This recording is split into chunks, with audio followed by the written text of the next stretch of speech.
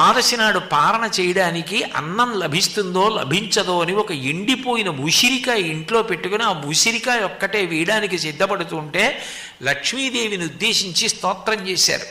చేస్తే లక్ష్మీదేవి నువ్వు అడిగితే ఇస్తాను, ఆమె గత జన్మలలో ఇలా పెట్టినది ఏమీ లేదు, ఏముందని నేను అడ్డుపెట్టి ఇవ్వను, ఏదైనా ఇంత ఉంటే అది అడ్డుపెట్టి ఇంత ఇస్తాను, అసలు పెట్టింది ఏముందని ఇవ్వను, ఏమీ లేదు అంటే శంకరులు దుష్కర్మ ఘర్మమపనీయ చిరాయ దూరం నారాయణ ప్రవేణి నైనాంబువాహ అమ్మ ద్రవిణాంబుధార అని నువ్వు ఆమె యొక్క దుష్కర్మ గత జన్మ పాపం ఏదుందో దాన్ని నీ కడగంటి చూపుతో తొలగొట్టు.